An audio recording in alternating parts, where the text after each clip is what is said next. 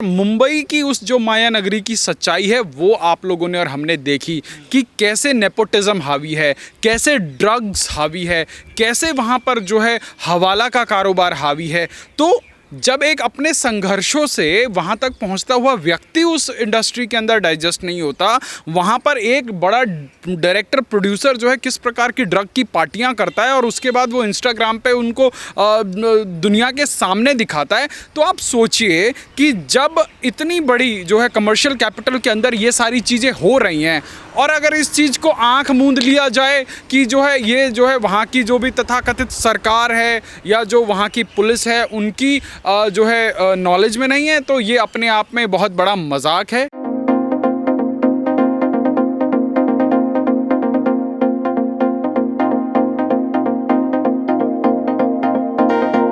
वेद sir, बहुत बहुत स्वागत है आपका हमारे चैनल पे। वेद जी, आप जिस तरीके से देख रहे हैं लगातार महाराष्ट्र में एनसीबी एक्टिव है, समीर वानखेड़े की टीम एक्टिव है और उन्होंने अब अरमान कोहली को अरेस्ट किया है, कोर्ट में पेश किया है। किस तरीके से देखते हैं कि अभी भी कितनी गहरी जड़ें हैं इस ड्रग्स के माफिया की?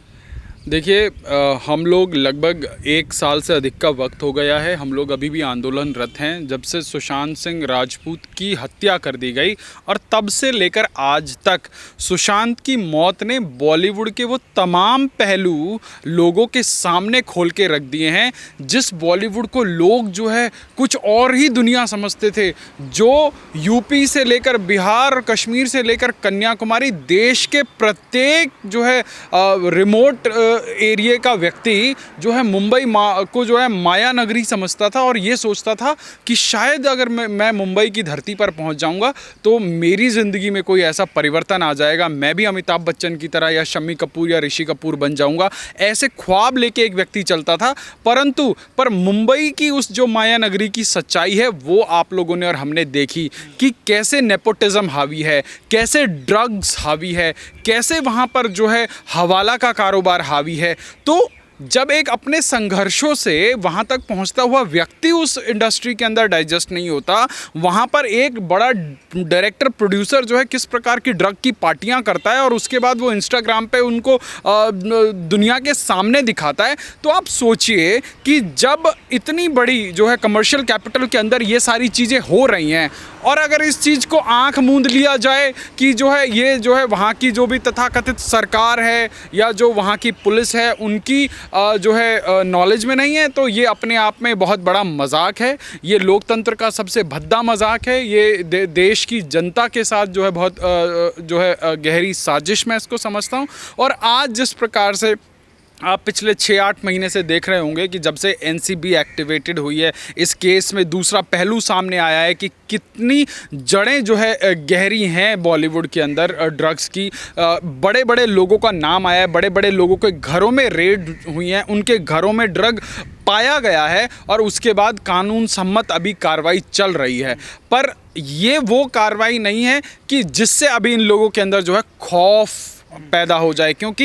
ये जितनी भी जांच है ये तब तक बेमानी है जब तक जितने भी ये बड़े पेडलर्स हैं या जो इस पूरे के पूरे कार्टेल को चलाने वाले लोग हैं, जब तक कानून का शिकंजा उनकी गर्दनों तक नहीं पहुंचता तब तक ये महज एक आई वॉश है। तो जो भी एजेंसियां हैं, अब सबसे दुर्भाग्य की बात यह है कि आज महाराष्ट्र में जिन लोगों की सरकार है ये पीआर पर चलने वाली सरकार है। अगर कोई बॉलीवुड के लोग इनको जो है वर्ल्ड्स बेस्ट चीफ मिनिस्टर कह के ट्वीट करने लग जाते हैं तो ये उनकी जी हजूरी में लग जाने वाली सरकार है। आप सोचिए, एक व्यक्ति जय श्री राम का नारा जो है अगर कुछ लोग सड़कों पर लगाते हैं तो एक जो है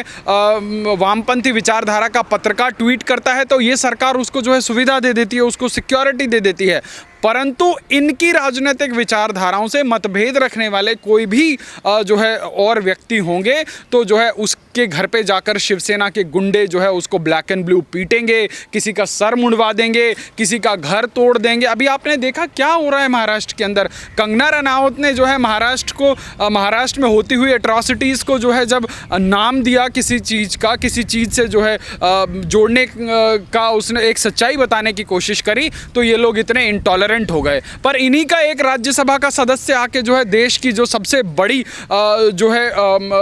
देश के अंदर जो है एक लॉ मेकर्स की बैठने की जगह राज्यसभा, जहाँ से देश के लोगों के लिए कानून बनाए जाते हैं, वहाँ की कार्रवाई को वो कैसे तालिबानी बता देता है कि जो है पाकिस्तानी बता देता है, तब उसके खिलाफ कोई चूं नहीं उठाता, कोई कुछ बोलता नहीं है। पर आज जो महाराष्ट्र में हो रहा है, जो इस माया नगरी के अंदर हो रहा है, ये इस बॉलीवुड के सफ़ेद पोश लोगों के चेहरों पर से नकाब उतारने के लिए काफ़ी है। और आज जिस प्रकार से बॉलीवुड ने इस देश के अंदर क्या दिया, क्योंकि जैसे हम फिल्म इंडस्ट्री की बात करते हैं तो हम सोचते हैं कि ये कहीं ना कहीं से हमारे कल्चर को मैनिफेस्ट करने वाला, हमारे कल्चर को रिप्रेजेंट करने वाला, कल्चर को दिखाने और समझाने वाली एक इंडस्ट्री के रूप से समझते हैं। पर मेरे विचार में, मेरी समझ में, मेरे पूरे रिसर्च में मैंने एक ही चीज़ पाई कि कहीं ना कहीं इस बॉलीवुड के माध्यम से इस देश के अंदर एक तरह से सांस्कृतिक जिहाद हमारे ऊपर थोपा गया है। और जो ये लोग इतने जो है अपने आप को एथिकल पर्दे के ऊपर दिखाते हैं, उतने ही अनएथिकल ये जो लोग हैं अपनी निजी ज़िंदगी में हैं। जैसे ये पर्दों पर किरदार पर रहते हैं, वैसे ही ये निजी ज़िंदगी में जो है किरदार अदा कर रहे हैं, उससे जो है अधिक कुछ नहीं। आपने पर्दों के किरदार की बात की, अभी एक नया वेब सीरीज़ आ रही है द एम्पायर, जो कि मुगलों पे आधारित है। उसके ऊपर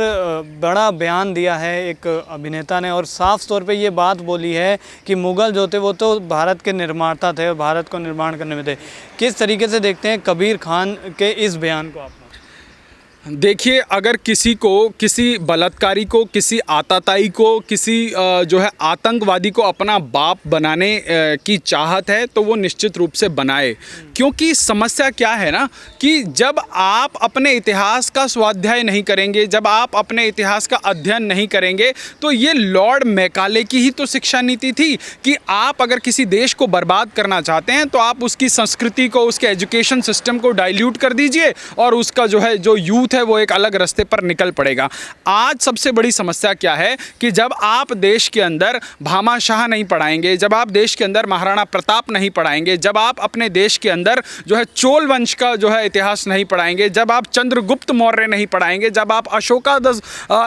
महान नहीं पढ़ाएंगे, जब आप अपने गौरवशाली हजारों हजार साल के इतिहास को नहीं पढ़ाएंगे, और उसके बाद आपको इस देश के अंदर बाबर से लेकर हुमायूं, जहांगीर से लेकर जो है अकबर को महान बताने की नौबत आ जाए, तो समझ जाइए कि आपके अंदर वैचारिक खोखलापन आ चुका है। आपने मानसिक जो है सांस्कृतिक वैचारिक गुलामी आपने उसी दिन स्वीकार कर ली। आप सोचिए, आज इस देश के अंदर हमें पढ़ाया जा रहा है कि जी फलाने ने ये बना दिया, ढिकाने ने ये बना दिया, किसी ने बिरयानी खिला दी। अरे भाई, रेगिस्तान से आने वाले लोग जिनके यहाँ एक दाना नहीं उगता, उन्होंने कौन सी बिरयानी बना दी? जिनके यहाँ पत्थरों के गुफाएं हैं, जिन्होंने अपने जो है अफगानिस्तान से लेकर तमाम रेगिस्तान में कुछ नहीं बनाया, उन्होंने हिंदुस्तान में आकर ताजमहल और जो है